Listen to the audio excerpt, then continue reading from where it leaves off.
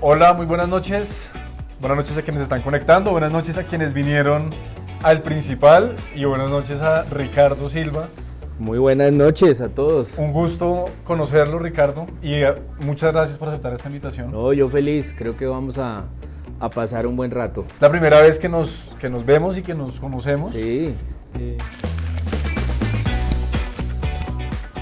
Me acuerdo cuando usted me empezó a seguir en Instagram, por la razón que sea, Sí. que le dije a mi esposa, ella es feminista, activista, literata, está también con los talleres de escritura creativa, y le dije, mira quién me está siguiendo.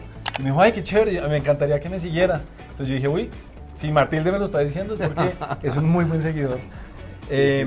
Y estoy escuchando el podcast que usted tiene con el ministro Gaviria y escuchando el de las frases que los marcaron. Sí. Como que dije, oiga, sería chévere invitar a Ricardo, porque además veo que habla sobre temas de actualidad y que además es muy hincha de Millonarios y que le gusta mucho el fútbol. Esa es la clave de ser hincha de Millonarios. Y entonces le escribí por Instagram y muy generosamente me respondió. Esto es una práctica que yo tengo hace muchos años. Y es escribir a la gente importante, sin importar cuántos seguidores, cuántos libros, cuántos papers, de dónde venga, si es mejor dicho, hay muchos que responden, hay otros que no, y ahí se queda, así que muchas gracias por responder y por estar acá. Muchas gracias por invitarme. Ricardo, ¿usted de dónde viene? O sea, ¿cuál es su cuento? ¿Por qué llegó ¿Cuál es a mi escribir? cuento? A ver, pues yo soy de acá, yo soy de Bogotá. ¿Sus papás de dónde son? Mi papá era de Bogotá, nació en Bogotá, y mi mamá nació en Cartagena, como toda su familia, pero vino muy pronto a vivir a Bogotá. Entonces nadie le cree que es de Cartagena. Es un poco triste porque ella insiste mucho en eso. Le dice a la gente que es costeña y a nadie le importa. Pero tiene acento costeño, ¿no? No tiene nada de acento costeño, es que vino casi al año de nacida, Ok. entonces eso no ha sido posible para ella demostrarlo. Y aquí pues he estado casi toda la vida, salvo un par de momentos en que vivía afuera, en dos ciudades diferentes. ¿En cuáles? Un rato en Barcelona y otro rato en Boston, ¿Por razones académicas o por...? por razones académicas ambas. ¿Y cuál le gustó más de esas dos? Pues ambas son extraordinarias, pero me quedé con ganas de quedarme más en Boston, Ok. porque me pareció una ciudad muy parecida a mi forma de ser. Que, Me que pareció se ve que es tranquila. más bien tranquila. que es Barcelona es más pausado. agitada, es muy bonita y la disfruté mucho, pero me sentí muy cómodo en Boston, curiosamente. ¿Y usted nació en qué barrio? Yo nací Oye, en ¿dónde una creció, pues, clínica. no? Sí. pero luego viví desde muy niño, es decir, toda la vida, en un edificio que se llama La Gran Vía, que queda en la 100 con séptima. Ok. Que cuando yo era chiquito, pues eso estaba rodeado de potreros, como suelen decir los viejos, todo era potreros, y el único edificio que había era ese, que es un edificio más bien feo, porque no lo diseñaron arquitectos sino ingenieros. Sobre la 100. Sobre la 100 ahora queda entre el edificio negro de Itaú, sí. y uno... Y el de después. Y el de después, que era de la Texas en un momento dado, y ahora ya no sé de qué es.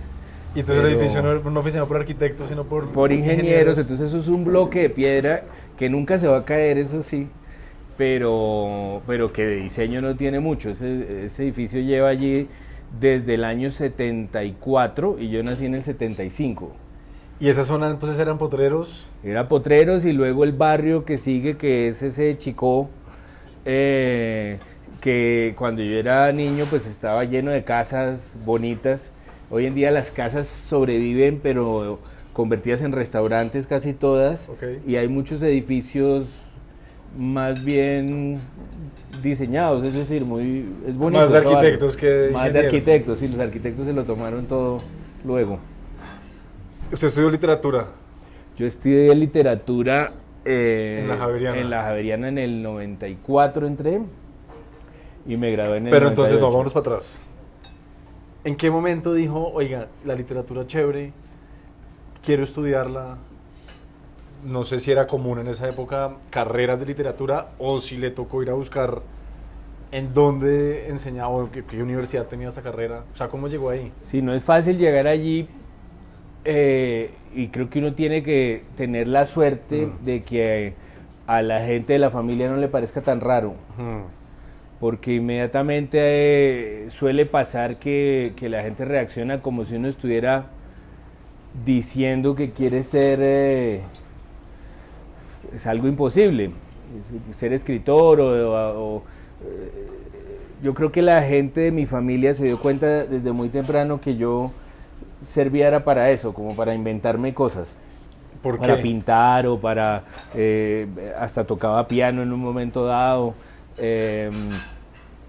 hacía películas con una camarita que tenía y plastilina, hacía como una cantidad de cosas que o significaban que yo estaba mal de la cabeza o que me iba a dedicar a eso, una de dos, pues era o preocupante o esperanzador. ¿Y era más preocupante para su familia o más esperanzador? No, realmente a mí me sorprendió que mi familia, en general, sobre todo mis papás, se lo tomaron como que era una posibilidad muy clara y que tenía que salir bien, no les preocupó más de la cuenta. Mi hermano, que es abogado y lleva muchos años viviendo afuera, era el más preocupado. Hermano mayor. Sí, hermano mayor, él sentía que era el único responsable de la casa y tenía como que tratar de que yo hiciera algo que era plata. Pero realmente muy pronto, pues yo empecé a escribir muy pronto, como a los 15 años. A mano, en máquina. A mano, y en ese momento. Ya computadores, no sé. En ese momento había un computador que era muy. Sí, me da pena preguntar. No está mal. No quiero está cruzar mal. ahí una raya, ¿no? Como... No, mire que la gente calva está preparada para todo, para todo este tipo de comentarios. Yo alcancé a trabajar en un computador prehistórico que yo no sé si alguien se acuerde, alguien que esté viendo esto, De pronto, que era un computador Atari, que eso era increíble porque había que conectarlo al televisor. Ok. Y uno ahí escribía, eso quedaba guardado quién sabe en dónde, y luego imprimía. Y ese era el computador de la casa. Era el computador de la casa, que además era muy Entonces avanzado. hago una pregunta, quizá algo indelicada, pero ¿por qué había un computador en la casa? Supongo que no era muy común que hubiesen computadores en casas, ¿o sí? No era muy común, pero mi papá era ingeniero. Ok. Y mi mamá vivía fascinada y hasta hoy vive fascinada con todo lo que sea tecnología. Okay. Entonces muy pronto tuvimos, por ejemplo, Betamax, Ok. que era pues el DVD prehistórico. Ya nadie ni siquiera tiene DVD, sino plataformas, digamos. ¿Ustedes se acuerdan de los VHS? El Betamax era más viejo que el VHS. Eso es relativamente reciente, el VHS, digamos. El beta. Ahora, ¿sabe que yo nunca entendí la diferencia entre el Betamax y VHS? Los dos eran casetes grandes. No, es que el VHS era más gringo y el Betamax era más mundial. Okay. Y los gringos salieron con su VHS y fueron. Pero la tecnología era la misma, ¿cierto? Era lo mismo. El Betamax era más extraño porque podía pasar algo que era que se ensuciaran las cabezas. No, sí. El aparato tenía unos elementos que llamaban las cabezas que leían la cinta. Okay. Y eso se ensuciaba, entonces uno empezaba a ver borroso. ¿Y cómo se limpiaba eso? Se limpiaba con alcohol, con copitos. Uno abría eso tenía su ciencia, digamos. ¿Y usted recuerda cuando el Betamax llegó a su casa o el Betamax ya estaba en su casa cuando usted recuerda? No, yo recuerdo el día que mi papá lo trajo, Okay. porque además trajo una película para cada uno. Y es, para él, una que es muy buena, entre otras, que se llama Butch Cassidy y Sundance Kid. Okay. Una película de vaqueros. ¿Alguien la conoce de los que están aquí presentes? Pero, digitales. Pero vale la pena y creo que está en Amazon o algo así. O en YouTube, seguro. Sí, en cualquier lado. Todo es muy fácil ya de encontrar. Butch Cassidy y Sundance Kid es una película con Robert Redford y Paul Newman. Y es una gran película. Para mi mamá, La novicia rebelde, que era el clásico del momento. Clásico de toda la vida, que en Colombia, en Bogotá, duró meses y meses en cartelera, años. ¿Ellos estaban en inglés o en español o ya había subtítulos? Estaban en inglés. Ok. Y nadie sabía inglés. Entonces las entendíamos con mucho esfuerzo. Por imagen. Sí, con imágenes. A mi hermano le dio una que era también de vaqueros, que se llamaba La última aventura, que era la historia del general Custer, en Estados Unidos y el general Custer era el bueno. Ya luego uno se entera que mató un montón de gente y era un salvaje. Y a mí me dio Las aventuras de Super Ratón. Hay que decir que yo era chiquito. ¿De cuántos años? De preguntar. Sí, póngale que hayan llevado el beta por ahí en el 80, 81, o sea, yo tenía 5 años. Okay. Y eran muy buenas Las aventuras de Super Ratón, me las vi mucho. ¿Y esas 4 películas cuánto duraron? Mejor dicho, ¿cuánto tiempo pasó para verse la 5ª película en ese Betamax? Un montón, pero en el 81 y 82 empezó a haber un boom de alquileres de beta con en Bogotá. Betatonio llegó, alcanzó a tener betas, pero era más VHS. Ok. Betatonio fue ya cuando... Yo me acuerdo de Betatonio. Sí, ya se industrializó. La 7ª con 80 y algo. Y se volvió más serio. Habían en muchos puntos. El Betatonio cerca de mi casa era en la 100 con 15. Ok. Pero 80, 81 hubo un montón de alquileres de barrio. Y además yo creo que todo era pirata. Todo lo que se alquilaba porque no había empresas que trajeran las películas. Entonces uno iba a sus alquileres sin saber de dónde salían esos betas y estaban todas las películas del momento que uno momento más viejas. De buena calidad. Sí, se veía todo muy bien. El beta tendía a gastarse pronto y a verse borroso, pero ahí fue la 5ª, la 6ª, la 7ª, todas las películas del caso. Y entonces usted un día cogió, bueno, en esa época cogió el computador que tenían y empezó a escribir. Empecé a escribir hacia los 15 años, tuve muy buena suerte de tener un profesor en el colegio que me ¿De qué colegio? guió mucho. Yo soy del Moderno, del Gimnasio Moderno, y allá había un taller de letras dirigido por un profesor que sigue siendo muy cercano, que se llama Pompilio Iriarte. Okay. Él firma sus poemas como Ángel Marcel. Okay. Y ahora últimamente sale frecuentemente en Los Danieles, el programa de Los Danieles del domingo, porque hace las décimas, que al final del programa ese es él. Y fue muy buena guía para mí en la medida en que leía lo que yo escribiera como si ya estuviera publicado. Con mucho cuidado, como si fuera la obra de un autor, mejor dicho. Fue muy, muy bueno para mí. O sea, como que le dio esa confianza. Me dio una confianza pues sentirse tranquilo con escribir sí. Y que lo leyeran. Sí, porque como todos sabemos, escribir da vergüenza. Sí. Leer lo que uno hace da vergüenza. Sí. En público uno siente que está haciendo el ridículo y que se está exponiendo. ¿Usted todavía se siente así? Cada vez menos. Okay. Cada vez menos porque ya, como hemos estado hablando, pues la calvicie ya lo empuja le da un blindaje a uno mayor. Pero sí igual es exponerse, igual siempre tiene uno una voz interior que lo sabotea y todo el tiempo le está diciendo que qué se cree y por qué anda escribiendo todo eso y para qué hace más novelas si las librerías están repletas de novelas magníficas, todo eso que uno se dice. ¿Cómo calla esa voz? Mejor dicho, listo, esa voz llega, usted está en su enésima novela, sí, todas excelentes, en ventas, todo, y llega esa voz y usted, no me friegue la vida, no me joda. Sí, a esa voz hay que saberla callar porque insiste, se va volviendo más tenue. Quizás con los años, en este punto yo ya no tengo la edad para ser futbolista ni para dedicarme a otra cosa, ya no hay nada que hacer, entonces la voz se baja su volumen, pero sí hay una manera de callarla y es recordar que el trabajo de uno no es leer lo que hace, sino escribirlo. Okay. Es decir, que uno lo escribe y lo entrega y ya está en manos de los demás, pero uno es usualmente su peor lector, el lector más vil de uno mismo y empieza a sabotearse todo lo que puede para impedirse. ¿Usted tiene un primer lector? O sea, ¿hay una persona que usted siempre le muestre por primera vez su trabajo o ha ido variando según el texto?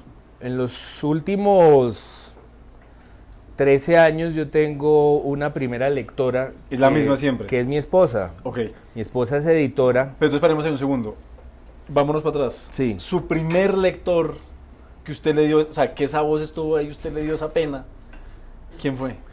El profesor del taller de letras, Pompilio. Y le dio esa tranquilidad. Pompilio daba el primer taller que dictaba, la primera sesión del taller, era pedirle a cada miembro del taller que contara el día en que había hecho peor el ridículo. ¿Eso era de cuántos años?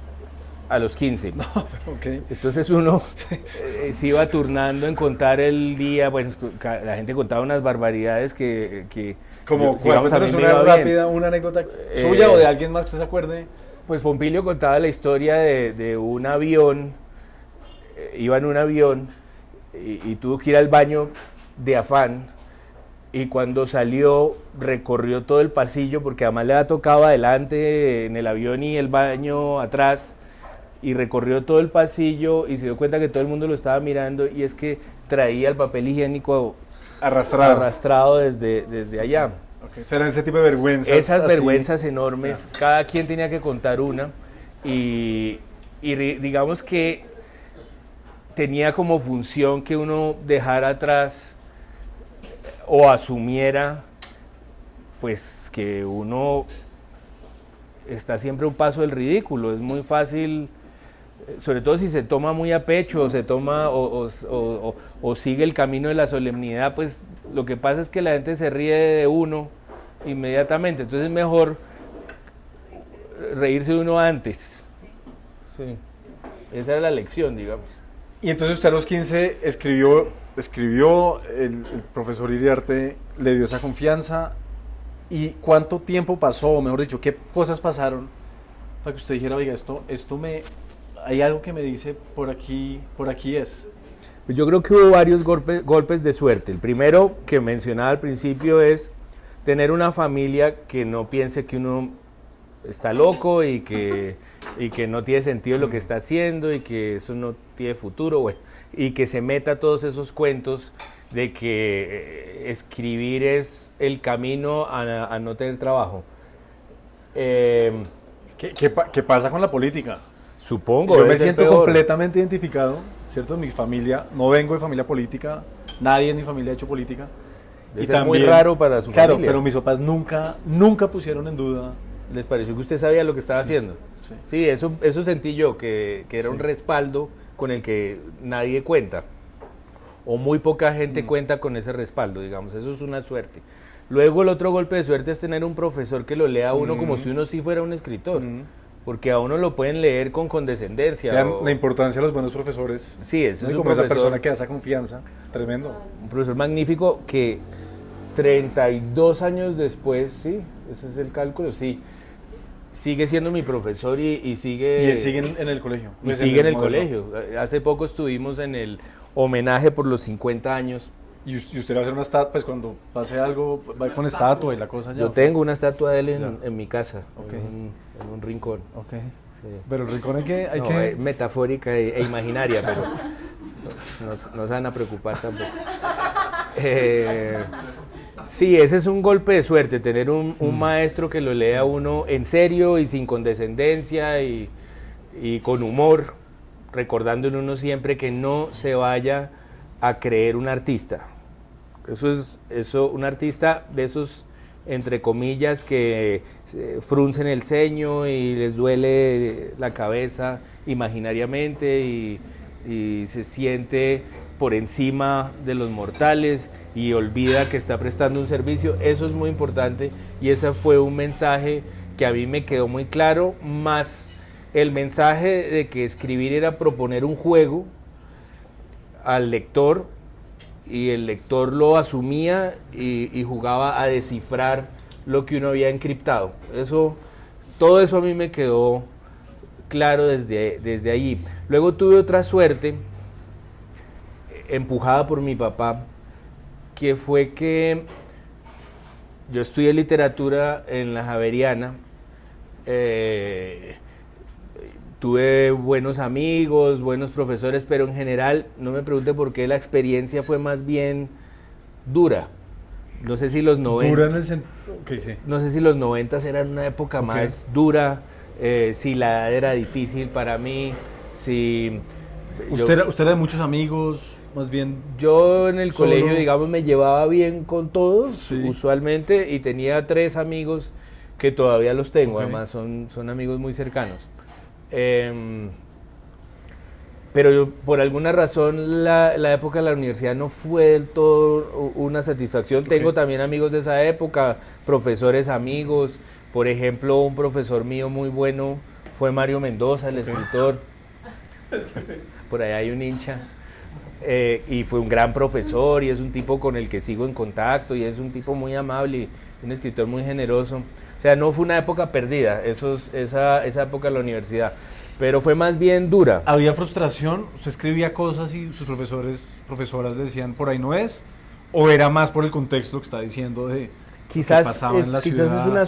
Quizás es una suma, porque era una época como de estar pensando, bueno, esto se va a acabar pronto y entonces me va a tocar poner la cara y hacer algo y ser alguien, y eso es muy duro, eso no es fácil, ¿no? Ser alguien y salir a rendir cuentas de que uno estudió eso, lo veía cada vez más cerca. ¿No es común en su industria literatos que se convierten en escritores, o si es muy común? Pues no, a este nivel de... Justamente lo que pasaba con la carrera es que era una carrera más para críticos literarios o para profesores academia, de literatura, era más, sí, de estudio de la literatura que de escribir, que no era una carrera tanto para novelistas como para lectores serios y expertos, pues. ¿Alguna novela que usted que recuerde que haya leído, que haya dicho, pucha, esto, o sea, este man o esta vieja, ¿cómo escribió eso? Quiero tener esas habilidades, quiero aprender a hacerlo así, o una serie, o un autor, mejor dicho, como... Sí, en ese momento, es decir, a mí me parece, vuelvo a decirlo, que no fue una época perdida, porque además leí un montón de cosas que de otro modo no hubiera leído, es decir, la carrera estaba estructurada, no sé si todavía sea así, según la historia de la literatura, y eso sí le da a uno una comprensión de cómo fue transformándose y qué se fue descubriendo con el paso de las épocas, de tal modo que uno lee a los griegos y entonces lee la Odisea y la Ilíada y luego los poemas nacionales, entonces los Nibelungos y el Cid y la canción de Roldán, y luego va a leer el Beowulf y luego pasa a la Edad Media y empieza a leer y el Renacimiento, y empieza a leer el Orlando Furioso y Jerusalén Libertada, y llega Shakespeare y llega a Cervantes y empieza como a tener un panorama que es fundamental para dedicarse a su oficio. Pero pues si usted me hubiera dicho fuera de esa carrera que me recomienda Jerusalén Libertada, yo no voy a salir corriendo a leer eso. Entonces fue muy bueno, porque sí me creó un panorama muy útil de cómo fue evolucionando todo, de en qué momento fueron apareciendo las ironías en la novela, en qué momento, pues, cómo el Quijote es la primera novela moderna y por qué. Todo eso es fascinante. La llegada al siglo XIX, toda esa literatura del siglo XIX que es como para urbanistas, además, sí fue útil, digamos. Yo sé que le saqué partido, pero no era el lugar para ser un escritor. Yo creo que eso fue frustrante, y cuando me gradué tuve quizás el tercer golpe de suerte, que fue, salí, me gradué, me enfermé un rato porque ya no tenía excusas y me tocaba o escribir o hacer algo con la vida. Y entonces, si no hubiera podido escribir, ¿qué hubiera hecho? En ese momento, En ese momento lo que hacía era dar clases. Okay. Que era muy satisfactorio, pero tenía una trampa. Okay. Y es que yo trataba de dar clases medio tiempo. Okay. Para poder escribir el otro medio tiempo, y ese medio tiempo siempre es mentira, como saben todos los profesores.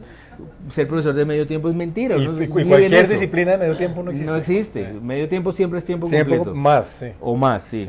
Entonces, yo me imagino me hubiera dedicado a eso, pero tuve la fortuna de que terminé un libro de cuentos que había escrito durante los semestres de la universidad, hice mi tesis sobre un escritor que conocí en la universidad, que es Paul Auster, escritor de Nueva York, y reuní esos cuentos, los puse en mi escritorio, en mi cuarto, y un día no los vi, se los llevó alguien. Tengo que hacer la pregunta urbanista.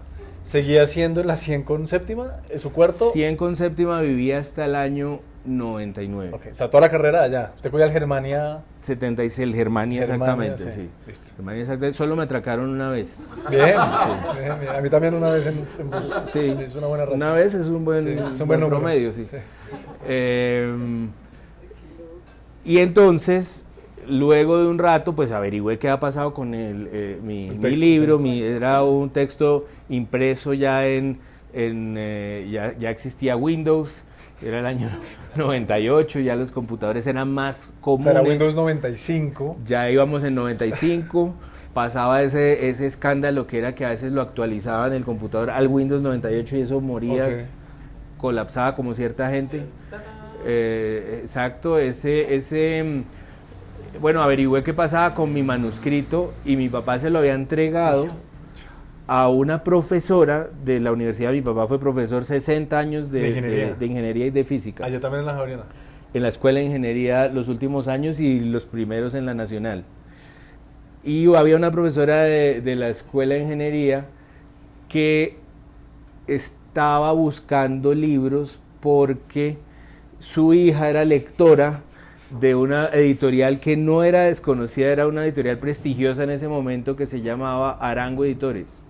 Arango Editores sacaba libros de ediciones de Vargas Llosa y ediciones de García Márquez. Tenía una obra de teatro que se llama Diatriba contra un hombre sentado. Eso estaba publicado solo por Arango Editores. Arango era un ex socio de Oveja Negra. Se había publicado a García Márquez mucho tiempo y había logrado traerse la única obra de teatro de García Márquez, él la publicaba.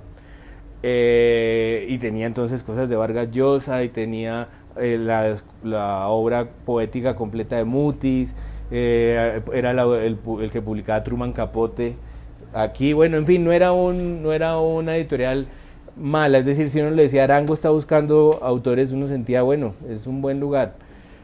Y esta profesora se la entregó a su hija leyó el libro, le gustó y me llamó y todo fue pues fue un golpe de suerte realmente, una cantidad de coincidencias que digamos me terminaron de confirmar que no era descabellado dedicarme a eso. ¿Y esa fue su primera publicación? Esa fue mi primera publicación, que es del 99 justamente. Voy a volver un poquito a lo que mencionaba ahorita de esa historia de la literatura. Y estaba pensando, si usted mañana lo llama a un canal nacional y le dice, oiga, lo queremos invitar a ser parte del desafío, no son unos realities de esos por ahí, una isla desierta, y solo puede llevar un libro. Sí. Para no sé cuánto dura eso, 3 meses, no sé. Y no tiene que ser nada de cosas de esas raras, sino ir allá a sobrevivir. ¿Cuál se llevaría? Me llevaría... No es el fin del mundo, ¿no? Solamente 3 meses, pues. O sea, no es la pregunta así existencial. Lo que pasa es que tiene que durar, ese es el problema. Mira, hay un libro que no sería el típico, sí, ni el obvio, sí, que a mí me gusta tanto, que lo he leído muchas veces, que se llama El cine según Hitchcock. Vea, otro fanático por allá de Hitchcock. Por allá. Hay un fanático como que sí, muy bien. Es una conversación entre Hitchcock y Truffaut. Y van película por película de Hitchcock. Y es, de cierto modo, la novela de la vida de Hitchcock. Y creo que uno aprende más de contar historias allí que en cualquier manual de narrativa. Entonces se llevaría ese allá al desafío. Me llevaría ese hambre y a leer a Hitchcock. Y con la ilusión de que mis compañeros de Playa Alta no me rebaje, sean buena gente, ¿no? Y lleven otros libros. Sí. Bueno, entonces volviendo, me decía ahorita algo bien bacano, y era los últimos 13 años ha sido una primera lectora, que es su esposa.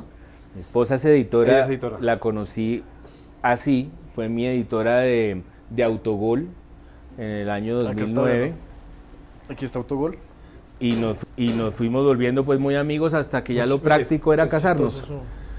Ahorita hablamos de este libro que sí, divertido. Me parece bien. Sí, nos fuimos volviendo muy cercanos cada vez más y nos pues terminamos casando. Y ¿En qué año se casaron? 2009. En 2009 nos conocimos y trabajamos en un primer libro. Luego trabajamos quizás en otro y luego como que ya nos coincidió la vida y estamos juntos yo creo que desde el 2011. Casados desde el 2014. ¿Por la iglesia? Casados no, por algún notario. Por algún notario que fue más bien religioso, curiosamente. Okay. Cuando ya tuvo la oportunidad nos empezó a decir cosas religiosas. ¿Y su relación con la religión? Pues mi relación con la religión es muy particular porque yo en general creo en todo en la vida, básicamente por si acaso. O sea, los que rezan en la turbulencia. Pero yo... O sea, el avión se va a caer. Mire, es que el moderno donde yo estudié tiene una particularidad. Se supone que nació en 1914 como una respuesta a la regeneración conservadora. Era el colegio laico, liberal radical de masones. Y en un momento dado, el mundo bogotano se impuso y los obligó a construir una iglesia. Que es muy bonita además. Que además es una iglesia muy bella y muy conmovedora y uno se siente pues especialmente, pues hay algo allí especial, digamos. Entonces, en esa iglesia y en clases de religión que daban en ese colegio liberal, pues queda uno con un cortocircuito de alguna manera, queda liberal con cierto respeto por, digamos, la estética religiosa más que otra cosa. Es decir, está uno en capacidad de encontrarle belleza a los relatos de la religión y a las imágenes de la religión. Es decir, si yo voy de viaje y me dicen que hay que ir a una iglesia conocida, me parece bonito, no me perturba, no me molesta que la gente tenga fe y que la gente crea y que lo viva y que le sirva, eso me parece muy destacable. Pero mi acercamiento es muy particular, es muy personal, es decir, yo no voy a misa, yo pues no me sé las oraciones completas, el Padre Nuestro me lo hacían rezar y puedo equivocarme a ratos, digamos, porque no lo rezo nunca. Mis hijos pues ya están en un colegio que no tiene iglesia. Entonces, quería entrar ahí. ¿Cuántos hijos tienen? Yo tengo 2 hijos. ¿Hombre o dos? Un hombre y una mujer, uno pues niño de 12 y una niña de 7. ¿Y no fue una opción entrar al moderno al niño? No. Pero eso es raro en los gimnasianos, ¿o sí, no? Sí, hay tipos de gimnasianos, Okay. Hay unos hartos, es decir, hay unos claramente hartos que... ¿Cuál es el más harto? ¿Un expresidente? No. ¿Un exministro? Exministros, bueno, hay de todo allí, hay hasta Pimentel. Pimentel es decir, hay de todo allí, como en cualquier colegio. Claro. Pero si hay un tipo de, como el colegio tiene por filosofía la libertad y lo que se llama la disciplina de confianza, es decir, que uno se pone sus límites, pues hay gente que no se los pone. Exacto, que a veces el límite está... Hay gente que es muy jodida y aprovecha y no se los pone y se hace el tipo el moderno y sonríe y es hábil socialmente, claro. pero al mismo tiempo desfalca gente. Pero también hay otro tipo de gente... Quiero aquí notar la diplomacia, ¿no?, de Ricardo. Desfalca gente. De manera muy tranquila, de decir, puta ladrón, pero está bien. Hay de todo, sí. pero hay también gente que también hay personas que entienden en ese llamado a contenerse a uno mismo, pues algo positivo, y gente que lo aprovecha y gente que sale bien. Y entonces ustedes, ¿fue una opción que su hijo entrara ahí o de entrada dijeron no, el moderno no? Yo no tenía problema, pero sí hay una cosa que es impensable a estas alturas del colegio y es que sea de hombres. Claro. Es decir, cuando yo entré era el año 80, cuando entró mi hermano era el 75, ya en ese momento era un poco escandaloso que algo no fuera mixto en el mundo. pero para estas alturas ya es absurdo, impensable. ¿Pero en qué año empezaron los mixtos? No, mucho No, tiempo mucho antes, antes. claro, mucho tiempo antes. Desde los 40. El moderno se supone que tenía un colegio paralelo que lo volvía El de femenino. cierto modo mixto, que era el femenino, pero eso se separó y si uno veía a alguien del femenino lo veía como eventualmente era casi que un milagro. Entonces, sí, cuando tuvimos ya un hijo y vino la pregunta del colegio, nos pareció que qué tal que tuviéramos una hija y no Entonces, mejor que estén fueran al juntos. mismo colegio. Ahora que están en el mismo colegio. Sí, y es un gran colegio en el que están. ¿Qué es cuál? Es uno que se llama el Campo Alegre, Ok. que es en Briseño. en Queda un Sopó. poquito lejos. Es un poquito Entonces, lejos, vuelvo a la pregunta pero se van de temprano. urbanista. Pero se van temprano. ¿Cómo hacen para estarse 2 horas en el bus? ¿No le dicen a usted, como oigan, Mire, ellos nunca se estamos quejan. desesperados? Uno es el que sufre, ellos nunca Ok, se quejan. ok. Y no porque nadie les dé la oportunidad de quejarse, digamos. Ellos salen muy temprano y entonces evitan los trancones Eso en la ruta del colegio. en la ruta del colegio y regresan en la ruta más bien temprano. Ok. Entonces no es tan dramático como uno se lo imagina, no es tan terrible y ha sido un colegio perfecto para ellos. Y me su parece. hijo ya muestra, así como usted nos decía ahorita que a los 15 tuvo como su primera, se recuerda sentarse a escribir, ven su hijo que ya esté haciendo algo que le pueda ir mostrando por dónde va a ser ese camino que va a escoger o No, yo veo en los dos, sobre todo que son buena gente, que es una cosa que me conmueve mucho. Pero el papá, ¿no? No, pero el papá Sí. se daría cuenta. Yo les diría No, no, que no, son, me refiero que son que usted es unos buena gente. sátrapas. Yo les diría, mire, mis hijos son unos sátrapas. Yo a lo diría que eso. es que usted es buena gente, eso me refiero. Bueno, sí, eso es una, Sí, eso era me un refería. elogio, Exacto, pero exacto, la gente está tan prevenida hoy en día que Que lo va a robar. Exacto. Que lo voy a usurpar, ¿cómo es que dijo? Que lo va a no, usurpar. yo dije que desfalcar. Desfalcar, ¿no? Que Desfalcar. es un delito, no crea.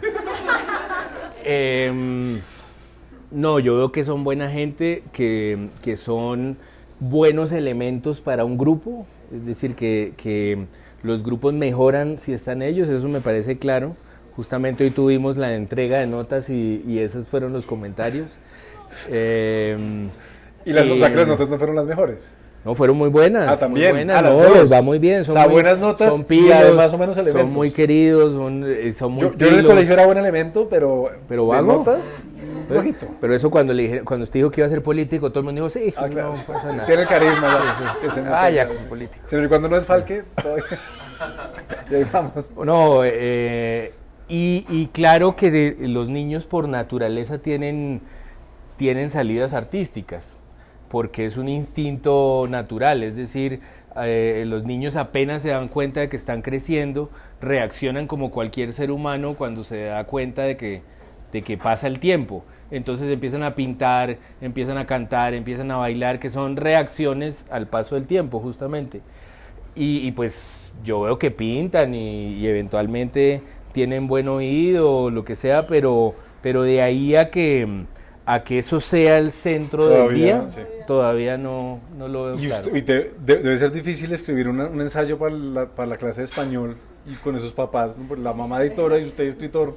¿Cómo Pero hacen ahí? yo creo que ellos no están nada intimidados con nosotros. ¿Pero se lo importa muestran poco. ustedes? Como oigan, Sí. ven lo que voy a entregar. Sí, y hacen cosas pues muy divertidas y todo. Y creo que para Y ellos... ustedes se sientan y les dicen, cambie esto, quita esto. Es como... No, yo creo que para ellos el mundo literario, y creo que así debe tomárselo todo el mundo, no tiene glamour de ninguna clase. Ok. Es decir, para ellos es la rutina de todos los días. Yo tiendo a ser menos empeliculado de lo que tiende a ser un artista, digamos. Es decir, yo no necesito incienso, ni objetos en ciertas posiciones para escribir, ni que se calle todo el mundo, ni irme a una cabaña. Yo escribo ahí con un niño en una pierna y el otro en la otra. Es decir, no, estoy muy acostumbrado a escribir porque al mismo tiempo he escrito para los medios con frecuencia. Claro. Entonces, pues es un trabajo sobre todo, y yo creo que ellos ven que ese es nuestro trabajo y que eso no tiene que ver con musas ni con Grandilocuencias. No hay misterio, no. Los amigos pues de la casa son amigos de ese mundo y ellos no se los toman como, Esto está como nada interesante. misterioso. Amigos de la casa de ese mundo. Una comida normal en su comedor, ¿quiénes están sentados? Pues hay gente tanto del periodismo como del colegio, como del mundo literario, y yo tengo pues amigos, pues por ejemplo amigos del colegio como Daniel Samper o como Carlos Manuel Vesga, que era de mi curso toda la vida y es un actor muy conocido, cosa que tampoco intimida a ninguno de los niños de la casa. Si acaso Inés, que es mi hija, le pide que le enseñe cosas en la guitarra, pero como si fuera un profesor, es decir, un profesor gratis. Eso por el lado del colegio, pues ahí van otros amigos del colegio. De los escritores yo soy muy cercano por ejemplo, Antonio García o Pilar Quintana es muy cercana. Y entre ustedes, ¿hay problemas técnicos? ¿Siempre pasa? ¿Entre ustedes se comparten y se revisan? ¿O hay algún, no sé cómo decirlo, como un protocolo como hasta que no se publique? O... Depende. Por ejemplo, en las columnas yo también soy muy cercano, por ejemplo, de Constaín, de Juan Esteban. Fue profesor mío en la universidad. Yo fui profesor suyo. Buen profesor. Y si también hay muy futbolero, ¿no? Es muy futbolero, pero no es hincha de Millos, o sea que no lo va a invitar. Él, en caso de ciertas columnas, pues yo... Él era muy hincha de River, ¿no era? De Boca. De Boca. Pero de Boca. En Colombia no había un equipo... Yo creo que él es del América, porque es que, pues la gente de Popayanes iba a los equipos caleños, claro. Y yo creo que lo de él era el América. Ya. No es Millonarios, eso sí, sin duda. Sí. Y si hay alguna columna que me haga dudar, yo se la podría mandar a él o a Daniel, siempre se las mando todas. Los libros, depende del libro. Si hay algún personaje del que uno duda, uno pues se lo puede mandar a Pilar o un fragmento. Sí, cada libro uno podría...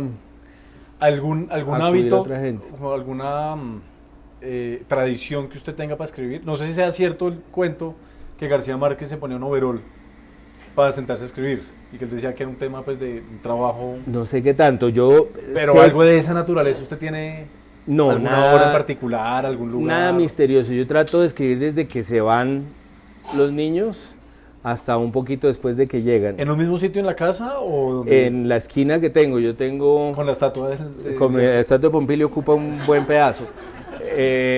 Yo tengo una oficina en la que también tiene el escritorio de mi esposa, tenemos la misma oficina. ¿Dentro de la casa? Somos como unos compañeros de cubículos, sí. ¿Dentro de la casa en un espacio que tiene de oficina? Hicimos una oficina en el apartamento que es un lugar chévere y cómodo y no necesito mayor ceremonia ni agüeros. Pero ya está bañado, muy como un oficinista. Ya está desayunado. Bañado sí, todos los días, además me baño. Okay. No crean, hay gente que... No, hay gente que no se baña. Hay gente que no se baña y no pasa nada. Sí. Yo prefiero no decir quién es, pero lo conozco muy cercano. No, yo sí, apenas se van y me lo tomo muy como un trabajo de oficina. Lo tengo que mezclar con los trabajos que hago para el tiempo, es decir, algunas notas que hago y la columna que es el trabajo de hoy, el miércoles casi siempre estoy en eso. O sea, tiene ciertos espacios... Sí, organizados. ¿Y los fines de semana descansa y dice, hoy no? Los fines de semana a veces me levanto temprano y trabajo un poco más en los libros que esté haciendo, en el libro que esté haciendo. Pero ya cuando se despiertan prefiero ponerme a hacer cosas con ellos, con los niños. Vengan, yo puedo seguir con Ricardo hablando y preguntando porque está súper interesante, pero quiero que ustedes también hagan parte de la conversación. Y también quienes están conectados pueden ir escribiendo. Adelante. ¿Qué dicen? Yo quiero preguntar algo que he tenido que desaprender. ¿Algo que he tenido que desaprender, Ricardo? Pregunta. ¿Yo qué he tenido que desaprender? Pues en general la universidad. Me parece que hubo un momento... Yo creo que no había malas intenciones, por supuesto, pero había algo que decían en un momento dado en la universidad y era que la novela estaba muerta como género. Le decían en la universidad eso. Es que en los 90s estábamos en plena posmodernidad y no valía una novela que tuviera personajes, que tuviera locaciones, que contara ideas, que contara transformaciones, novelas que mostrara cómo alguien se transforma, no necesariamente para bien, simplemente que mostrara un arco dramático, una transformación humana. Eso les parecía que era cómplice con el establecimiento. Eso tiene todo un origen en la crítica cinematográfica de los 60s y los 70s, en plena Guerra Fría. Los críticos cinematográficos decían que eran más bien de una izquierda radical, decían, si usted cuenta una transformación, le está diciendo a la gente que es posible mejorar. Y no es cierto, porque este sistema capitalista no lo permite. Entonces, si una novela cuenta una transformación, está siendo cómplice de esa falsa idea. Eso se pasó a la literatura, y cuando yo llegué a estudiar, si uno proponía una historia de personajes, era un vendido, básicamente. Había que contar historias fragmentarias, sin personajes, sin identidades, con personajes que si existían no se transformaran, para que quedara claro que el mundo no iba a funcionar, era el apocalipsis mientras no cayera el sistema capitalista. Entonces la novela estaba muerta, porque la novela es el documento de un mundo y es la descripción de cómo un personaje libra un pulso con su mundo, con su época, y logra sobrevivir a ese pulso o no. O sea, hay una transformación allí. Entonces la novela estaba muerta. Y había otra cosa que a mí me enervaba del tono de esa carrera, y era que la gente partía de la idea de que la literatura era inútil, de que eso no servía para nada, era un lujo de una élite no económica, pero sí de una élite de iluminados. Entonces había cierto regodeo en decir esto no sirve para nada, y nosotros nos damos el lujo de hacer algo que no sirve para nada. A mí eso me daba rabia, porque a mí me parece que un libro es un servicio como un zapato o como un plomero. Claro. Uno le está sirviendo a la sociedad una ficción que para algo es útil. Una necesidad básica. Exacto. Entonces me tocó, nunca me lo creí del todo, siempre me molestó, pero sí me tocó desaprender ese tono de que hacer arte era superior y no era un trabajo más de la sociedad, y un trabajo para proponerle a la gente que uno podría ofrecerlo en el mercado de las pulgas, de verdad, al lado de quien hace carteras o de quien hace pues otras obras, y que podría incluso venderse con orgullo. Había un profesor de la facultad que no se dejaba ver cobrando el cheque. ¿Por qué? Pues porque era vergonzoso para un artista cobrar un cheque. Así de ridículo era ese panorama. A mí me parece que uno debe vender sus libros con el orgullo con el que alguien vende su trabajo y sus servicios, pues. Y eso sí lo desaprendí, de tal manera que incluso llegué al punto de decir que soy escritor sin vergüenza, porque hay un punto en que eso está tan cargado de trascendencias que uno siente que si dice que es escritor está diciendo que es bueno. ¿Y que qué es decía buen antes? escritor. Pues antes si me preguntaban en el aeropuerto que qué era, yo decía que profesor o periodista o lo que fuera, porque sentía que decir que era escritor era decir que era inteligente. Y hoy en día se dice escritor. Escritor, porque no puede ser un escritor malo.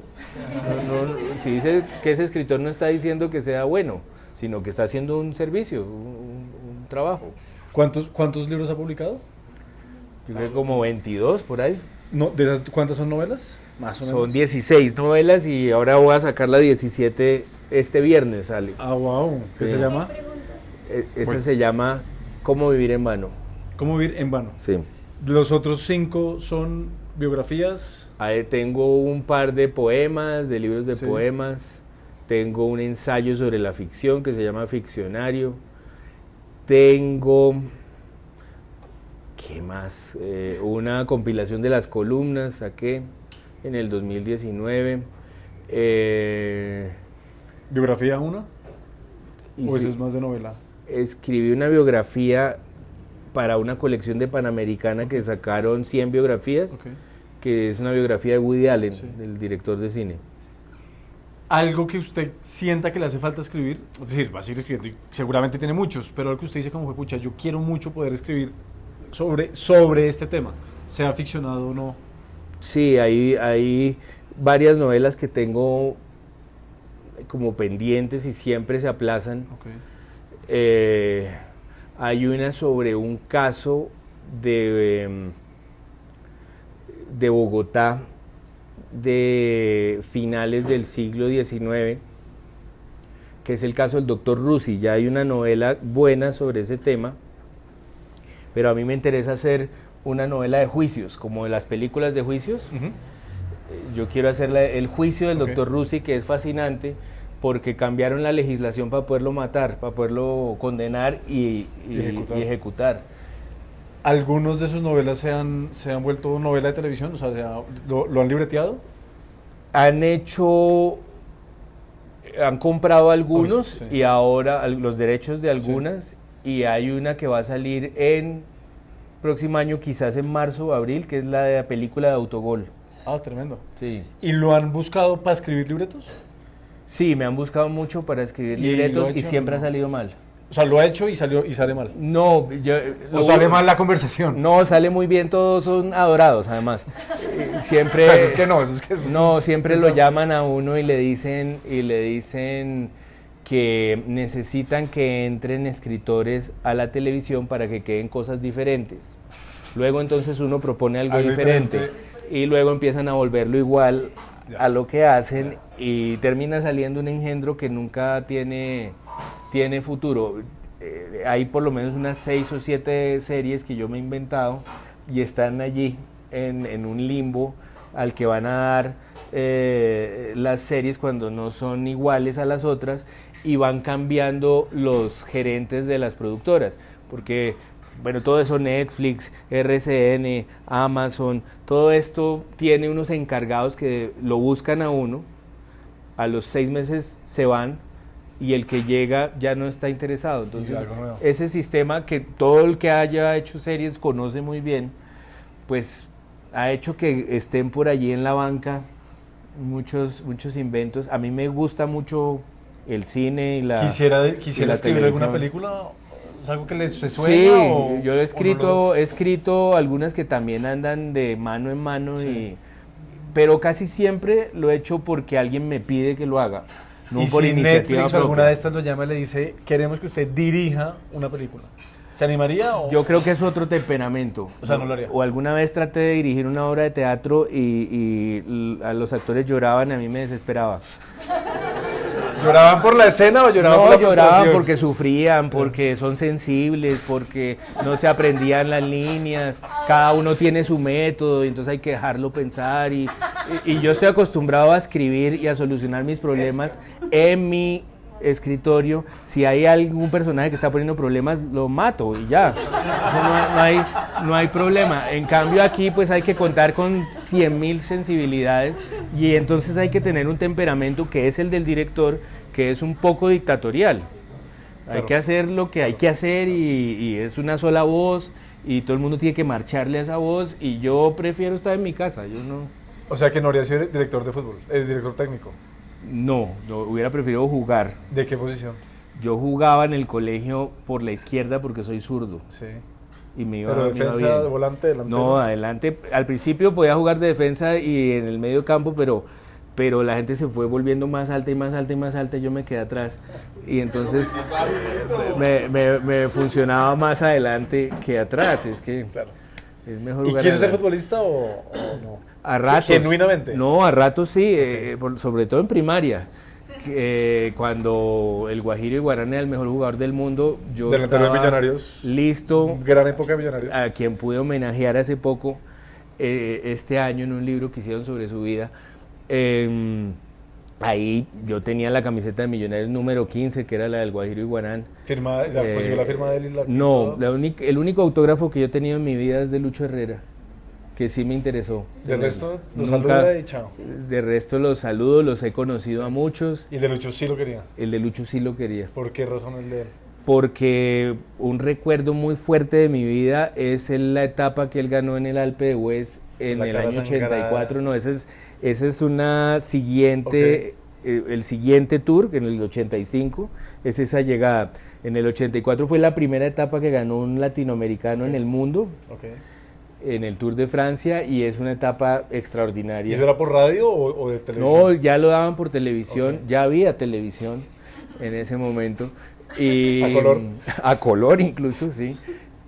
Pero claro, uno oía las primeras 3 horas en radio y luego transmitían 1 hora en televisión. Ahora uno sí puede ver la etapa, creo que casi desde el principio Sí. en ESPN y en todo esto, pero en ese ¿Y momento ciclismo? ¿Y le jala el ciclismo o no? me fascinaba montar en bicicleta. Hace mucho no lo hago.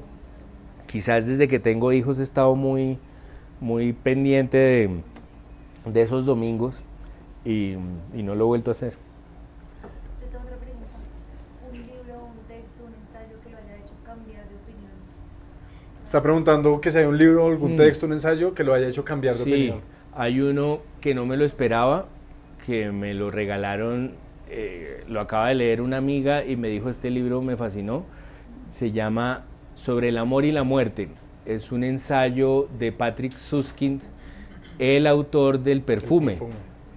Ni más ni menos. Tiene un ensayo que es sobre Orfeo, el mito de Orfeo, y cómo Orfeo, como ustedes saben, tiene que bajar al infierno a rescatar a su amor, que es Eurídice, pero con la condición de que no se voltee a mirarla en el camino hacia la salida.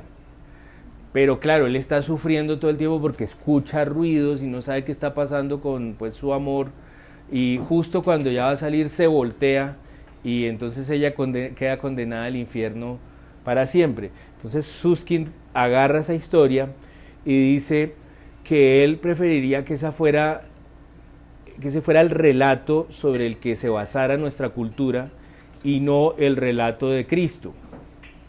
Dice: Cristo también es un relato de amor, pero es un relato de amor en abstracto, por la humanidad. Y todo amor en abstracto, por todos, por la especie, por el país, por la ciudad, tiende a ser usado para mal. Hay gente que puede agarrar esa idea de voy a salvar el país, voy a salvar a la humanidad, justamente para lo contrario. Por allí, por ese amor en abstracto, pueden aparecer los fascismos. Claro.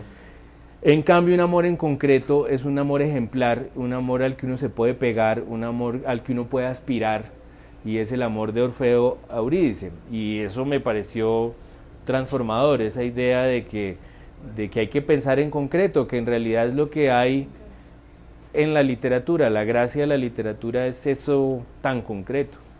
¿Qué preguntas hay Sí. en Instagram? Sobre el amor y la muerte se llama ese ensayo. De Patrick Suskind. Preguntan que cuál es tu libro favorito, pero que hayas escrito tú. Que haya escrito yo. Es duro porque voy a sacar uno y estoy protegiéndolo mucho porque lo tengo más fresco que los otros. Entonces diría que aparte del último, de Cómo vivir en vano, le tengo especial cariño a uno que se llama Historia oficial del amor, que es la novela de mi familia, y a otro que se llama Río Muerto, que es una novela que me contó una víctima y me pidió que volviera a novela. Wow. Esa es una novela que quiero mucho. Ahora, ya entrados en esto, empiezo a pensar en una que hice para mi papá, que se llama El libro de la envidia, y así me puedo quedar. ¿Qué tanto pensando en todo. de su propia historia le va metiendo cada libro? ¿O hay unos que no tienen nada? Moricho, ¿en todos tiene algo suyo? Sí, Ok. En todos tiene algo mío porque para comprender lo que están haciendo los personajes, uno los tiene que Construir de algo. construir de sus sentimientos, sus recuerdos, como uno transforma lo que le ha pasado en algo nuevo. Si un personaje siente despecho, uno pues recurre al despecho que habrá sentido alguna vez. Si un personaje está de duelo, pues uno recurre a sus duelos. Sí, están todos cargados de sus la experiencia personajes, de uno. ¿cómo es el proceso creativo? ¿Usted va caminando y ¡pum! Se le aparece un personaje? ¿O se sienta y se No, concentra, dice? Puede ser cualquiera de las dos. Para estas alturas, porque llevo pues desde los 15 años haciendo eso, pues ya es el cerebro, yo creo que empieza a funcionar así. Es decir, empiezan a aparecerse personajes, empieza uno a ver personajes en todas partes. Si se habla de deformación profesional en todos los casos, si uno imagina que un dentista no puede ir a una comida sin mirarle a la gente los dientes, o un médico no puede aparecerse en la casa de uno sin verlo pálido, bueno, pues la deformación profesional de un autor de ficciones es ver personajes en todas partes, ver a la gente loca, sentir que todo el mundo está loco. ¿Qué director de cine le gusta? Hitchcock. Hitchcock es mi director favorito, pero tengo muchos directores favoritos como cualquier cinéfilo, desde Billy Wilder, Martin Scorsese me gusta, Coppola me gusta, Woody Allen hice una biografía.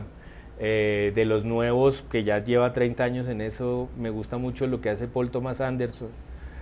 En fin, en el cine sí que hay grandes artistas. Daniela. Yo tengo una pregunta basada en un libro, pero pues no es sobre el libro, sino en cómo perderlo todo. Se habla mucho como del horóscopo Sí. y de todo eso. Ese es otro que me defendería y me gustaría Son mucho. dos preguntas. ¿Usted cree en el horóscopo? Y la segunda pregunta es, ¿qué le pasó en el 2016? Porque, o sea, el libro es un desastre en el 2016. El libro, Y la introducción a la primera pregunta sería: ¿qué signo es? Sí, también. claro, el libro tiene como hipótesis que el 2016 es el peor año de la historia de la humanidad. Ahí lo que pasó fue que mi papá se murió realmente.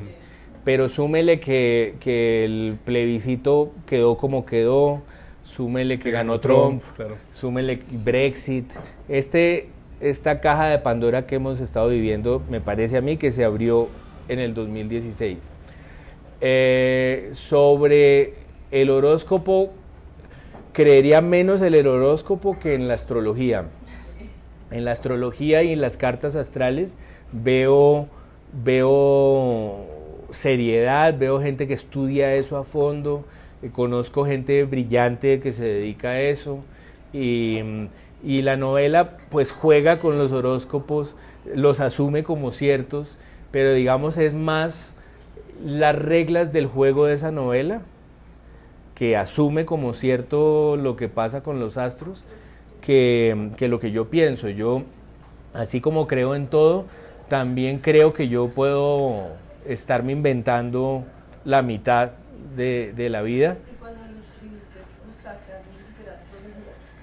Pues yo he conocido muchos astrólogos buenos y entonces sí me ayudé, pero si uno mira en internet, todo el mapa astrológico de todo el año, de todos los signos, está allí, de todos los años, y de gente además súper seria que le dedica a Leo 100 páginas de cada año, semana por semana, y eso se puede investigar, y eso fue lo que hice para la novela. O sea, todo lo que está allí es lo que dijeron los expertos en los astros en ese momento.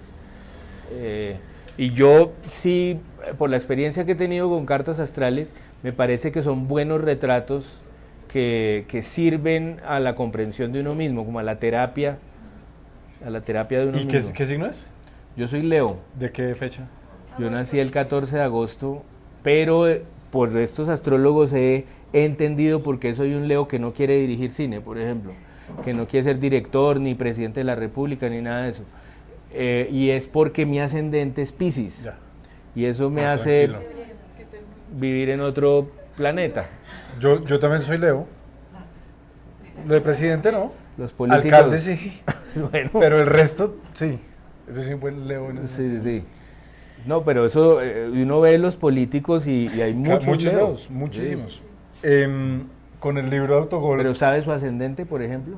no he querido saberlo. Averigüe, ¿Sabe por qué no averigüe. quiero saberlo? Sí. Porque no quiero dejar de ser Leo. O sea, soy tan Leo que No, no quiero dejar de pero ser eso Leo. le explica muchas cosas. Sí, sí. Porque yo decía, pero yo, ¿por qué no quiero dirigir? Pues eso es lo que hace un No, Leo. sí, a mí Es- Matilde sí me ha dicho y me lo va a No, leer, hágale pero caso, hágale caso. No, a Matilde le hago caso, a Matilde le hago caso en todo, casi todo. Es más, tengo a Matilde aquí diciéndome, Sí. tienes que preguntarle, con su biografía de Woody, entonces Matilde feminista, activista, Sí, ¿no? sí. Con su biografía de Woody Allen y todo lo que ha pasado con él Sí. y su figura respecto al abuso sexual, ¿hay qué? Es decir, ¿para usted ese tema es importante o para usted hay que separar la obra del artista? ¿O era otro momento? Yo veo varias cosas ahí. Veo, por supuesto, el tema es importante porque es una barbaridad y porque es brutal y es si no es la peor forma de violencia, pues es una de las peores formas de violencia. Ese es un tema muy importante. El caso de Woody Allen es muy particular y es un caso pues que yo he seguido desde que pasó. Yo ya veía las películas en el año 92 cuando eso pasó. En Betamax. Las veía en ese momento, ya había VHs. Y lo que pasó en ese momento fue que este señor fue investigado por 2 cuerpos de policía de 2 estados y dijeron que no había abuso. 2 cuerpos de policía que odiaban a este señor. Este señor cometió una cosa que si me pasa en mi familia yo lo odiaría, es decir, que terminó casándose con la hija de su novia. Como Es la decir, hijastra. No era su hijastra porque él no estaba casado Ok, con ella. ok. Lo de Mirafarro también. Hay muchas cosas en ese caso que no se cuentan como son. Ya. Por ejemplo, el tipo no estaba casado con ella. Ok. Él no vivía con Mia Farrow, nunca vivió con Mia Farrow. Se enamoró de la hija de Mia Farrow con un músico muy famoso que se llama André Previn. Ok. Y entonces allí hay algo que es pues muy sórdido, muy feo, pero digamos no es un delito, que es casarse con la hija de la novia. Hasta ahí, repugnante para mucha gente probablemente. Pero bueno, no es un delito que para mí sería, digamos, una línea difícil de pasar. Es decir, a veces la gente dice Roman Polanski, Woody Allen y Bill Cosby. Hombre, no es el mismo caso. También me parece que es muy importante decir que Bill Cosby era un psicópata que drogaba a las mujeres, drogó a 40 mujeres y las violó. Ese es un caso. Otro caso es Roman Polanski, que fue condenado por una violación. Otro caso es Woody Allen, que se fue con la hija de la novia y en la custodia por otra hija, por unos hijos, 3 hijos, fue acusado de haber abusado una vez, un día, una sola vez en la vida, en una casa llena de gente. Por supuesto, se hicieron las investigaciones y ni siquiera se hizo el juicio porque ambos cuerpos policiales dijeron no hubo abuso. Eso está en... Si la gente le interesara, a la gente no le interesa esto. De acuerdo. Investigar, leer los periódicos de la época, ver los informes, leer las investigaciones, los reportes, eso a nadie le importa. Y menos en el mundo de las redes, que es muy fácil de usar para transmitir ideas. Bueno, este tipo no fue condenado porque no fue juzgado, porque la investigación dijo que no había pasado nada. Hasta ahí va la historia. Uno lo puede odiar, uno puede no ver las películas, uno puede detestarlo. Todo eso me parece justo, válido y me parece hasta bien. Este tipo siguió haciendo películas.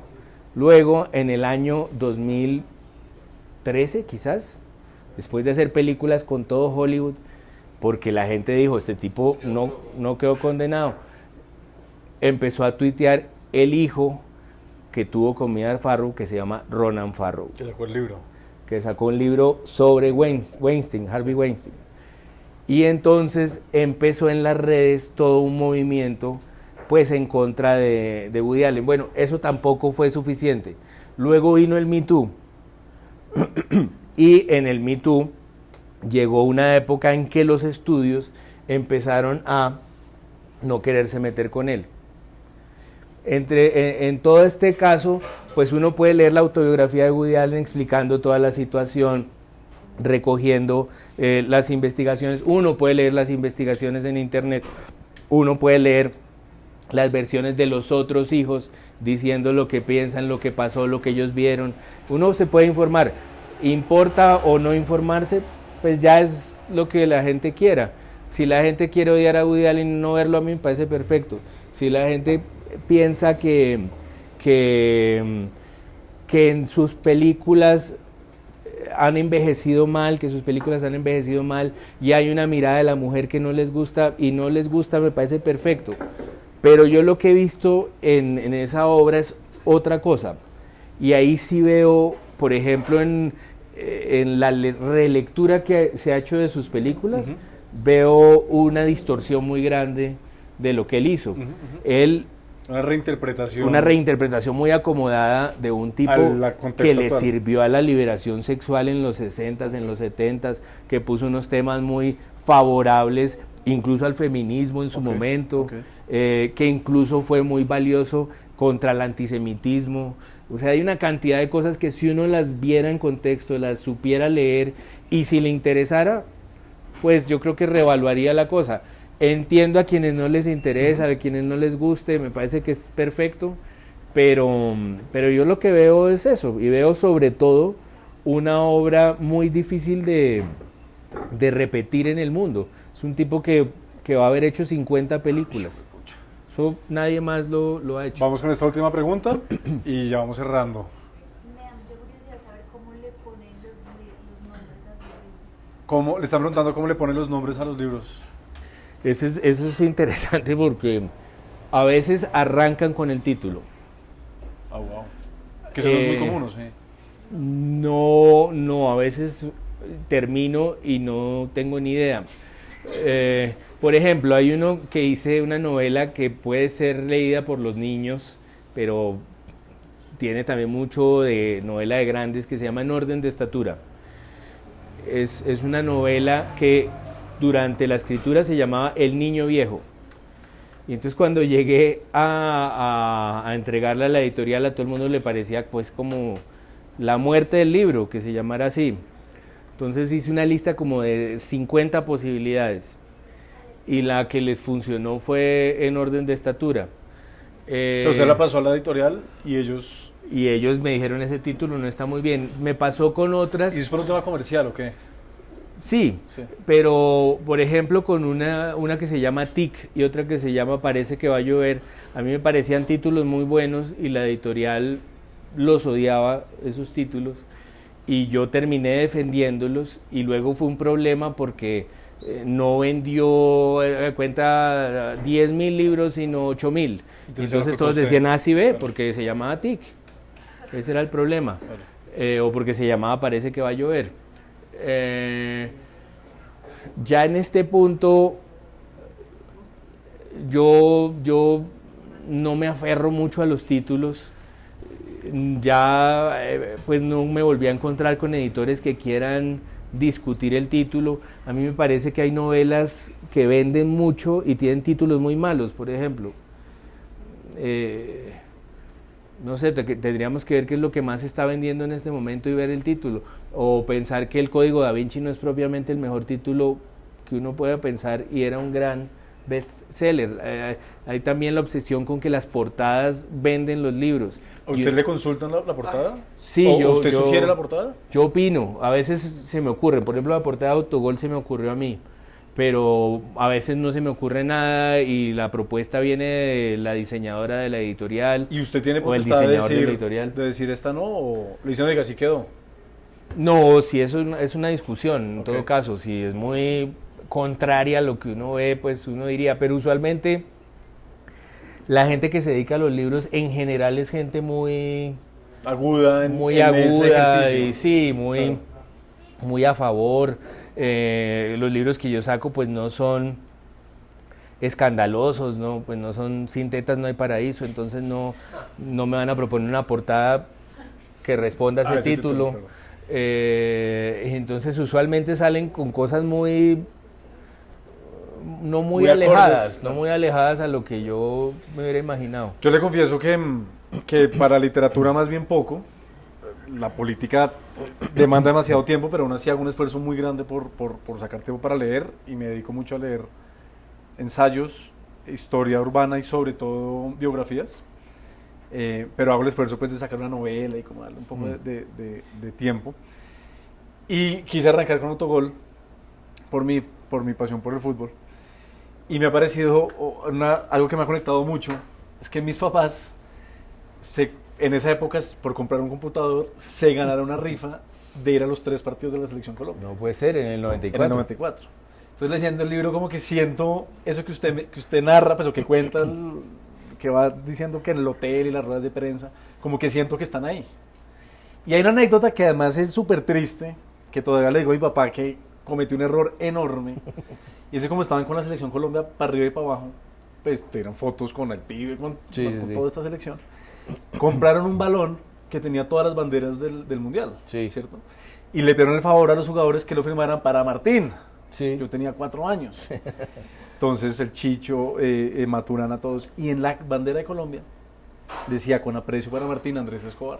No puede ser. Y mi papá, de bien intencionado y querido, apenas llegó, me dijo, mira lo que te trajimos. Usted coja a un niño de 4 o 5 años y le da un balón, pues lo primero que va a hacer es jugar con el balón. Yo me puse a jugar con él en el parqueadero. Las firmas. Se borró todo. No. Y ese balón se perdió y ese balón se quedó una anécdota. Una anécdota grave. Todavía, o sea, yo le digo, ni siquiera a mis 33 años me debiste, o sea, cuando cumpliera 40 era el momento como, mira lo que llevo durante tantos años guardando. Sí, como entonces ese libro me ha conectado mucho a ese momento y bueno, muy divertido y con unas frases que hoy le estaba leyendo a gente del equipo, muy chistosas. Así que pues no, Ricardo, gracias por este espacio, gracias por su escritura, por su pluma, como decía ahorita, por ese regalo que le da a nuestra sociedad y esa necesidad casi que, como cualquier otro oficio, de poder tener algo muy bueno para leer, por pensarse lo que somos como sociedad y pues muchos éxitos en los otros 20 y tantos libros que vengan, ¿no? Perfecto. Cientos de libros que vengan. Y gracias a ustedes por venir, por conectarse. Muchas gracias.